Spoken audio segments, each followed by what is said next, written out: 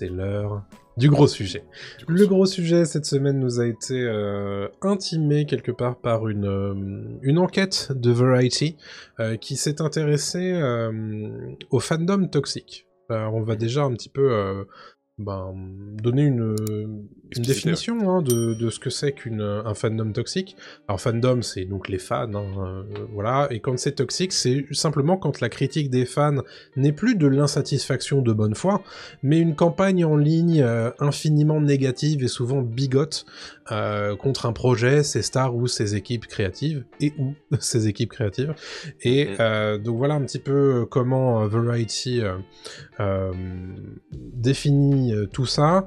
Et ce qui est intéressant en fait, c'est que en l'occurrence ce qui se passe, c'est que comme on le dit depuis 2 ans dans ce podcast, Hollywood est à la solde des licences et des franchises, et donc du coup des fandoms, puisque forcément, quand on s'appuie sur une licence, on s'appuie aussi sur ses fans, et donc quelque part, on prête le flanc aux critiques souvent acerbes de certains fans, voire plus qu'acerbes, parce que maintenant on est plus du côté de la toxicité pour un certain nombre de fans, et on voulait voir un petit peu avec vous, dans cet article en fait de Variety, qu'est-ce que fait Hollywood et que font les studios pour essayer un petit peu de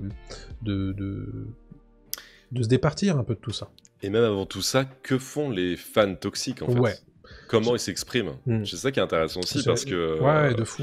Si on suit ça de loin, on peut se dire oh, la série n'est pas appréciée, etc. etc. Ouais. Mais pour quelles raisons? Ça a rien à voir avec juste des gens qui sont pas satisfaits. Non, voilà. Et quels outils sont utilisés par les fans toxiques pour justement se faire entendre? Voilà, je peux en parler un tout petit peu, mais déjà, ce qui se passe en ce moment, c'est qu'il y a beaucoup d'attaques pré-sorties. Ouais. C'est quelque chose d'assez ouf depuis ces dernières années, notamment sur les grosses franchises, sur du Marvel, sur du Star Wars, là sur du Seigneur des Anneaux dernièrement, sur Amazon, etc.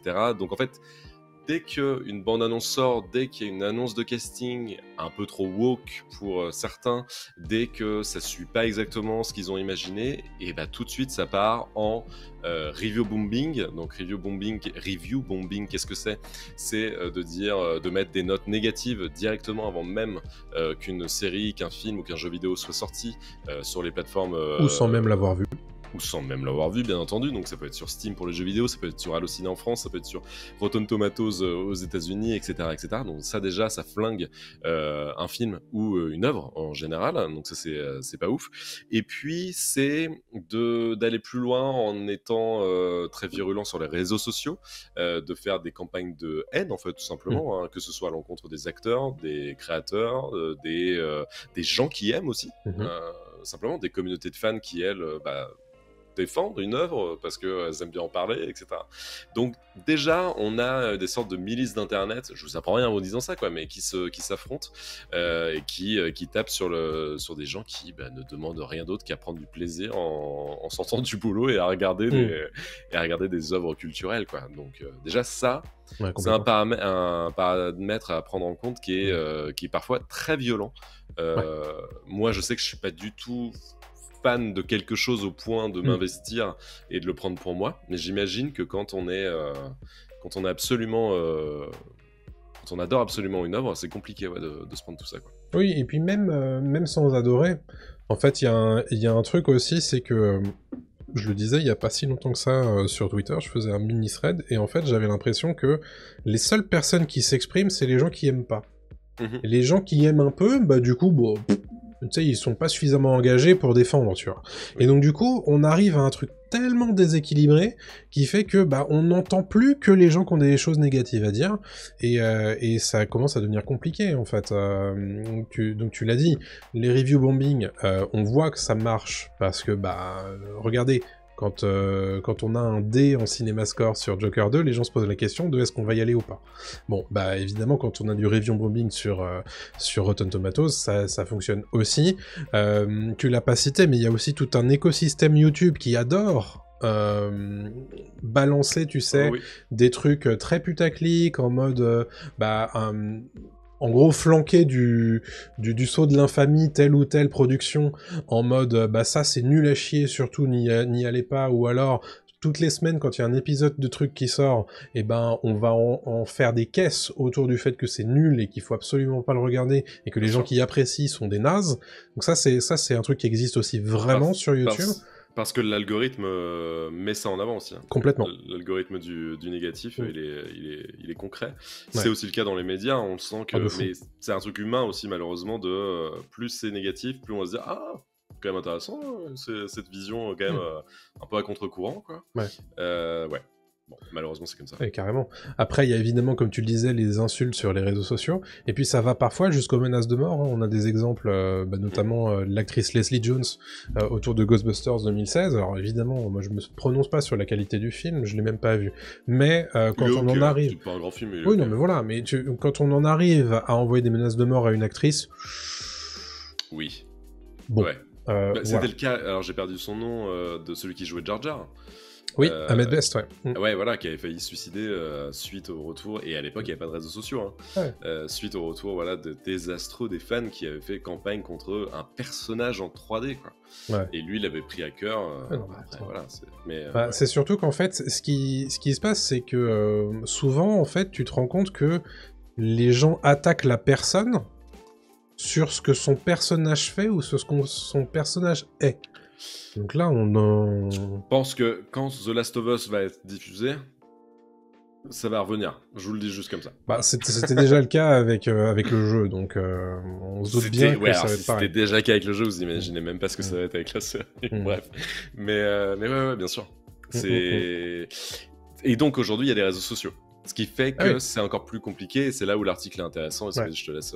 C'est ce que dit John Van Sitters, qui est le vice-président du développement de la marque de Star Trek, qui travaille sur la licence depuis les années 90, et il dit en gros, en substance, moi je pense pas que ça ait tant changé que ça en termes de quantité par rapport aux années 90. La seule chose qui a changé, c'est le mégaphone que représente Internet et l'espèce de caisse de résonance que représente Internet, et donc le fait que ça soit tellement plus simple pour les gens de s'attaquer nommément à ces gens qui représentent bon gré mal gré certaines de ces œuvres, et donc du coup que les dérives soient hyper importantes et de plus en plus toxiques, en fait, parce que à une époque on envoyait des lettres, si tu veux, pour parler à des acteurs, et on les envoyait en général dans une boîte aux lettres au studio, donc c'était simple de faire le tri. C'était mieux avant. Est-ce que c'était mieux avant ? Je sais pas, mais... C'est une blague. Non mais, quelque part, pour littéraliser un petit peu ta question rigolote, il y a un côté... peut-être que sur ces trucs-là, les gens étaient protégés au moins. Ah bah techniquement oui, parce qu'ils pouvaient pas, ils faisaient pas face à ça directement sur leur smartphone, sur leur écran d'ordi et même à la télé, etc. quoi. Bah, en fait, c'est juste que les gens avaient moins voix au chapitre, donc moins t'as de personnes qui parlent, moins t'as de chances d'être exposé. C'est le revers de la médaille des réseaux sociaux, quoi. C'est génial, en même temps c'est déprimant au possible, c'est ce qu'on a aujourd'hui entre les mains, quoi. Mais bref, c'est pas le procès des réseaux sociaux qu'on fait aujourd'hui, mais sur comment on les utilise et qui les utilise. Oui, c'est ça. Et les contre-mesures utilisées par les studios pour ces fandoms toxiques et comment protéger les stars. C'est une question qu'on s'était posée, je crois, la semaine dernière, il y a 2 semaines plutôt, parce qu'on parlait de Harry Potter en parlant des gamins qui vont être castés à la place de Ron, Hermione et Harry Potter pour les rôles d'Hermione, Ron et Harry Potter. Et ces gamins vont avoir une petite dizaine d'années, vont être exposés au monde entier et être comparés aux acteurs originaux, vont sûrement faire face à des vagues de haine si y a des personnes racisées dans le casting, etc., etc. Ça va être extrêmement compliqué, je pense. Et j'espère qu'ils vont être très bien protégés, mais c'est un peu dit dans l'article, je te laisse continuer. Si tu veux. Ouais, alors justement, que faire par rapport à tout ça ? Un petit tuto Un petit tuto. En fait, il y a des trucs, on va dire, un peu classiques. Le fameux don't feed the troll. Donc le fait de ne pas répondre déjà, ne pas donner d'oxygène aux gens toxiques. Bon, visiblement, c'est un truc qui fonctionne pas, puisque ça existe encore. Il y a ce que certains font, c'est qu'ils essaient d'amplifier les voix plus sympathiques, de répondre aux commentaires qui sont positifs et de les partager. Mais en tout cas, il y a un truc sur lequel tous les studios qui ont parlé dans l'enquête de Variety s'accordent, c'est de dire que la meilleure défense, c'est d'éviter de provoquer les fans. Ouais. Et là, justement, il faut qu'on parle de ça, parce qu'ils ont mis en place des contre-mesures à ce sujet pour justement éviter de contrarier les fans. Et ça, c'est un truc, à mon avis, dont il faut qu'on débatte, à mon sens. Sachez qu'il y a un certain nombre de studios qui, même sous couvert d'anonymat, n'ont pas souhaité répondre à Variety pour éviter, justement, ce qu'on appelle un backlash ou une shitstorm en anglais. Tempête de merde. Exactement. Et en l'occurrence, c'est vraiment littéral là-dessus. Ah ouais, bah, je traduis littéralement. Pour éviter, du coup, d'être une punition de la part des fans. Donc on en est là quand même. Alors qu'est-ce que c'est que ces contre-mesures, des mesures exceptionnelles qui ont été créées par certains studios à Hollywood?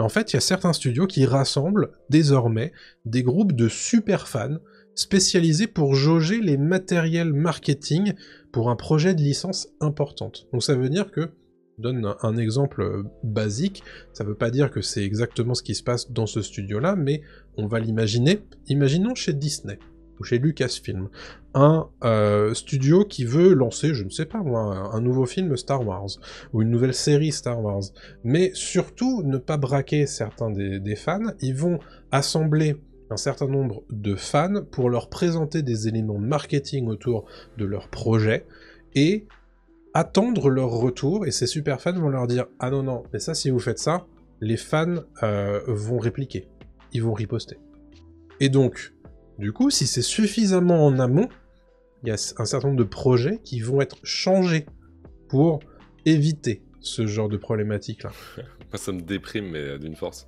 Non, mais ça, c'est justement... Ça fait... En fait, c'est pour moi, c'est ça qui m'a frappé, et c'est ça que j'ai voulu mettre dans ce gros sujet. Bien sûr. Parce que, en fait, si on en arrive là, quelle est la part, évidemment, à la créativité, bien sûr, mais quelle est...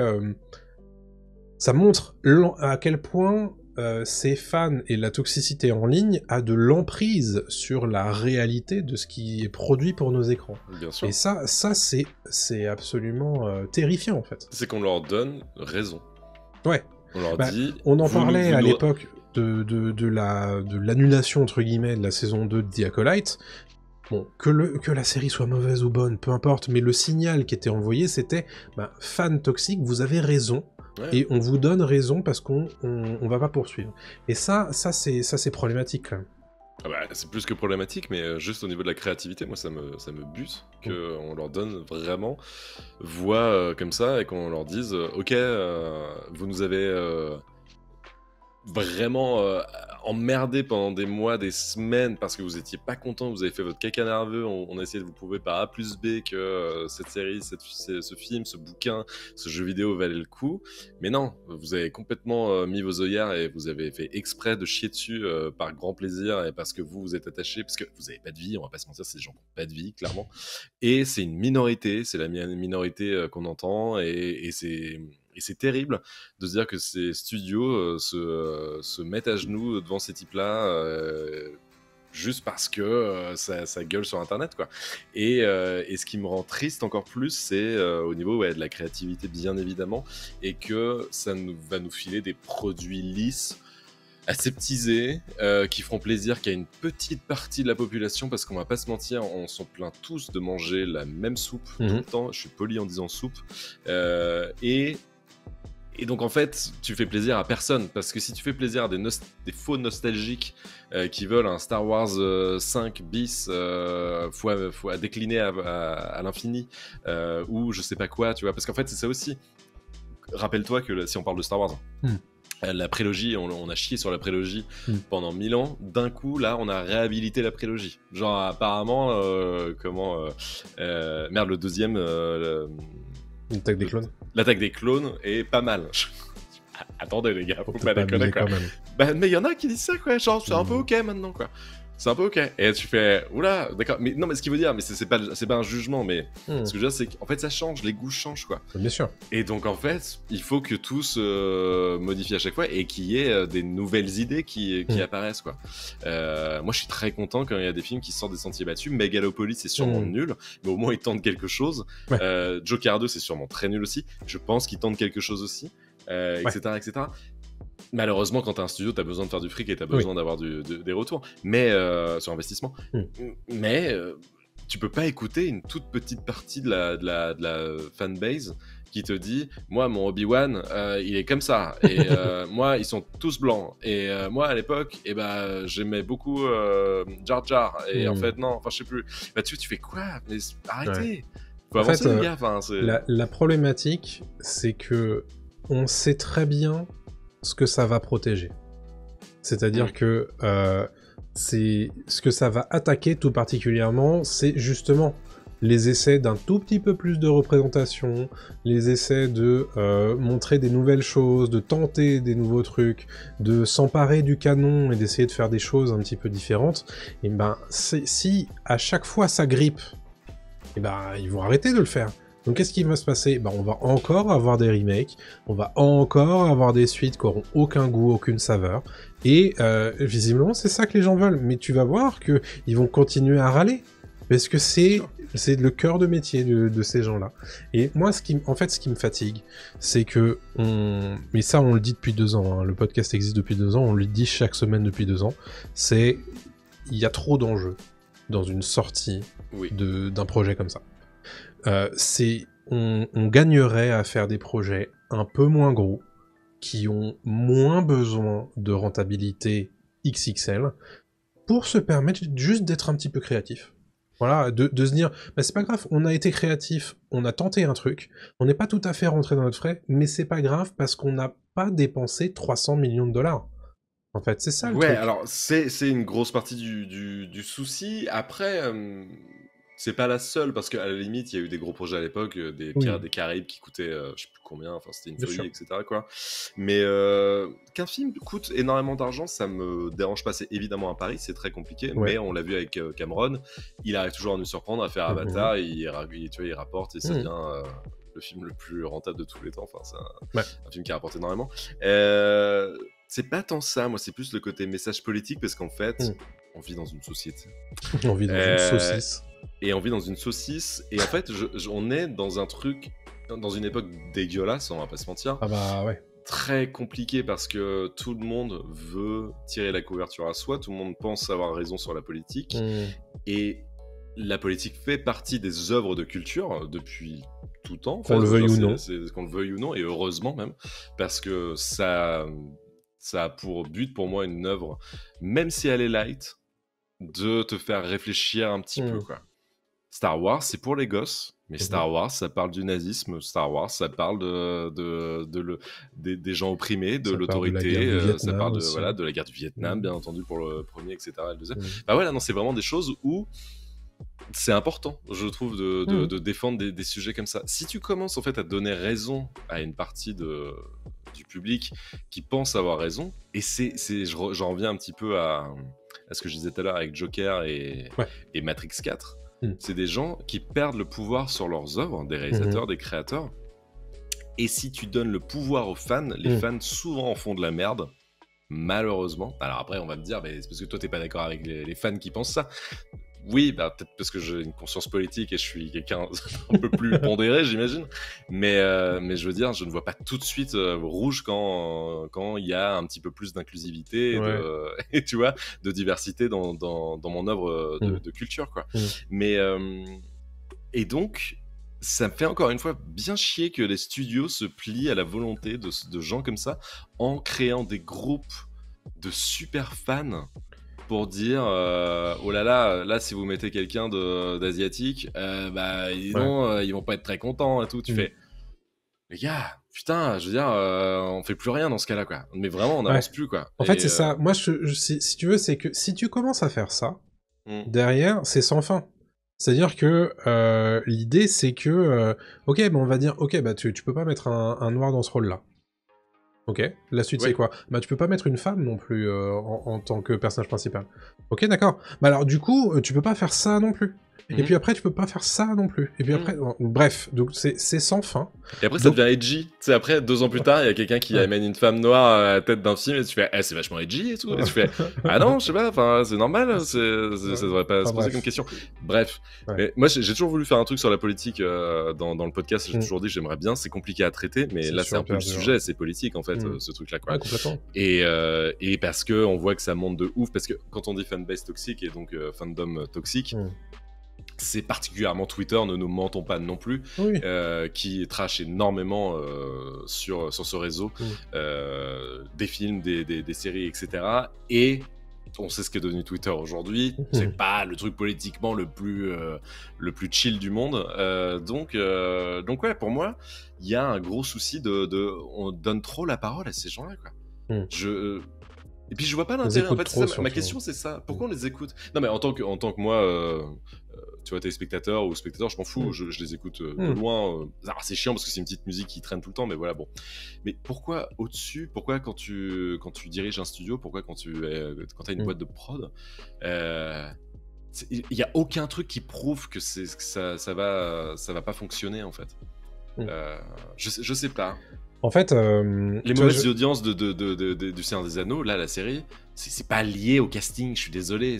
Moi, quand j'en parle autour de moi, les gens, ils me disent jamais « Ah, bah c'est parce que ils ont mis des nains noirs, et puis nanana. » Non, c'est parce que Anuménor, apparemment, c'est de la merde, c'est je sais pas quoi, enfin voilà. Oui. On parle de l'histoire, tu vois, on parle c'est ça. Voilà. En fait, si tu veux, moi, ce qui me gêne, c'est que... les gens, ces gens-là disent toujours « Oui, c'est les gauchistes qui ont des agendas politiques, machin. » En fait, oui, ils ont des agendas politiques, soit, mais en fait, ce que t'es en train de faire là sur tes œuvres sur tes œuvres préférées ou je ne sais quoi, critique à la rigueur ce qui se passe dedans, ce que les gens écrivent, ce que les gens réalisent, ça sert à rien en fait de critiquer ce qui, selon toi, serait gênant politiquement. En fait, mais on s'en bat les couilles en fait. Fout, de ouf. Et en fait, moi, ce que je trouve absurde, c'est que on soit dans une guerre culturelle, quoi, là-dessus. Ouais, c'est ça. Et en fait, moi, mon souci, c'est juste ça, c'est qu'en fait, t'as des gens qui calent leur niveau de lecture sur ces trucs-là, et qui, de base, c'est pas ce que ces œuvres-là veulent raconter, quoi. Mais c'est parce qu'on leur parle très très fort dans l'oreille tout le temps, on leur dit T'as t'as vu, c'est nul parce que ça, c'est parce que ça, parce que ça. Et en fait, mais même nous, en fait, au bout d'un moment, et tu le disais un peu tout à l'heure, au bout d'un moment, en fait, on t'entend tellement ça tout le temps, que tu te dis, tiens, le cinémascore de D de Joker 2 me donne pas envie d'y aller. Ah bah, de fou. Bon, ça, c'est un truc de film, voilà, et c'est pas lié à un casting particulier, mais il y a un truc quand même, quoi, de plus on va te parler, plus on va te dire que c'est nul, que soit t'as l'intelligence de te dire je ne vais pas les écouter, je vais me faire mon propre avis, etc. Mais on sait très bien qu'on est humain et que la facilité des fois c'est de dire apparemment c'est nul à chier, j'y vais pas, quoi. Mais là où il gagne en fait, c'est que on parlait de review bombing tout à l'heure. Là où ça fonctionne, c'est que souvent tu vas pas chercher plus loin. C'est-à-dire que tu n'as pas conscience qu'il y a une campagne de review bombing qui est en cours autour de telle ou telle œuvre. Et donc voilà. Du coup, tu regardes juste la note et tu dis bon j'attendrai peut-être que ça sorte en DVD ou que ça sorte en streaming, tu vois. Et donc c'est là qu'ils gagnent, ces gens-là, c'est qu'ils ont réussi à adapter les outils d'internet du moment pour réussir leur propre campagne en disant le fameux go woke, go broke. Ça, c'est vraiment leur phrase à eux. C'est-à-dire que on va tout faire. Si toi, tu oses être woke, déjà qui est un terme utilisé, on sait par qui. Qui est galvaudé, qui est galvaudé comme jamais. Bien sûr. Si tu oses être un petit peu inclusif, oh là là, qu'est-ce qu'on va te faire? Et donc du coup, on va faire toute une campagne autour de toi et on va être très heureux de te dire que ton film il a pas marché, que ta série elle a pas marché. C'est exactement ce qui s'est passé avec The Acolyte, qui au demeurant a ses problèmes. Hein. C'est pas la meilleure série du monde, loin de là, mais qui a été annulée pour les mauvaises raisons. Et Lucasfilm veut juste pas l'assumer. Et ça c'est un problème. Disney veut pas l'assumer. Oui, non, voilà. Mais bref. Et donc du coup, ça... En fait, le problème, c'est que maintenant, tout est tellement brouillé par les torrents de caca qu'on nous envoie à la tête sur les réseaux sociaux tout le temps, qu'on ne juge plus les œuvres. Non. Et il est là le souci.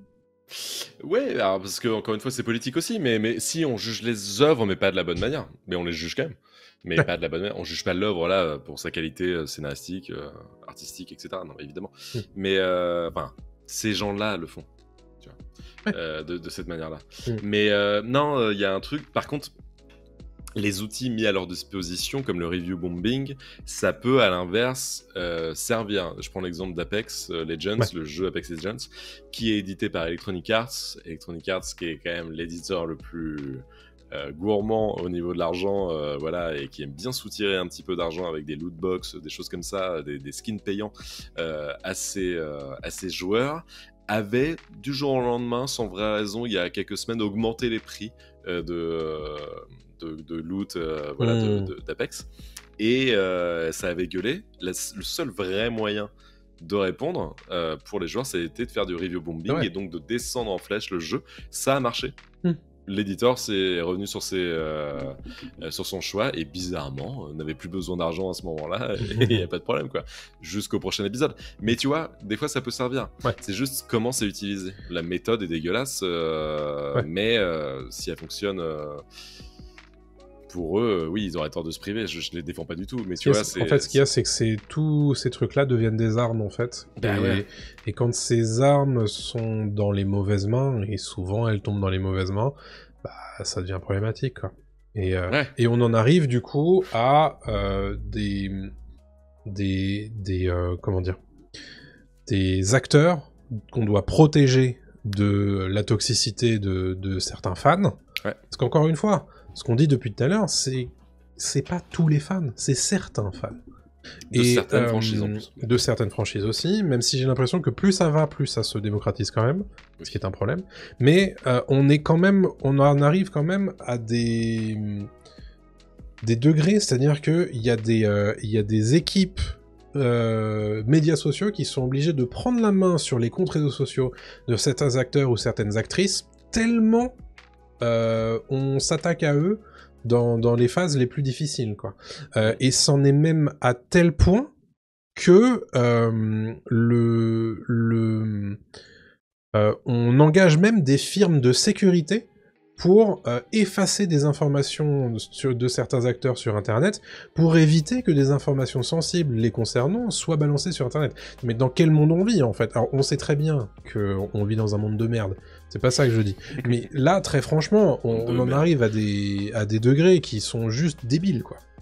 Ouais, bah ça me fait penser à James Gunn à l'époque quand quand ses tweets avaient été déterrés et qu'il avait été viré de Disney pour ensuite pour revenir à la maison mère quoi, mais et finir son gardien, cette trilogie des Gardiens de la Galaxie. Bah ouais, c'est ça, c'est qu'en fait t'as pas le droit à l'erreur. Bah après. C'est le problème du truc, hein, c'est de la justice sociale, c'est qui a raison, qui a tort, c'est chacun voit un petit peu, tu vois, son truc. C'est toujours très compliqué, c'est toujours des zones grises très compliquées à juger, je trouve. Mais le fait qu'on ait besoin de défendre, tu vois, des acteurs et des réals là-dessus, c'est que ça a un impact dans tous les cas. C'est que c'est un impact très fort. Et le fait que c'est un impact aussi fort me terrifie, moi. Ouais. Parce que ça veut dire que on n'y arrive pas, en fait. On n'arrive pas à contrecarrer, en fait, ce genre de personnes. Et malheureusement, ouais, j'ai l'impression que ouais, l'Alliance Rebelle n'y arrive plus, quoi. Et non, mais c'est un peu ça, quoi. Il y a un côté... la défense, c'est compliqué, quoi. Et comme nous, on va prendre l'exemple de nous deux, et j'imagine beaucoup dans le chat, mais nous, on en a rien à foutre, tu vois, d'aller défoncer un film et défoncer, tu vois, un acteur, un réalisateur, une actrice, etc. En disant c'est nul ce que tu fais, en faisant une campagne de haine, quoi.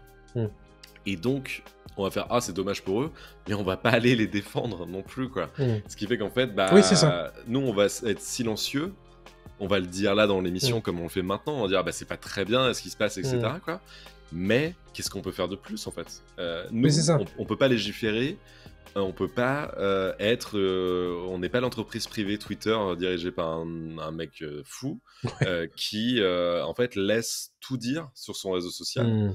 Et c'est ça le problème.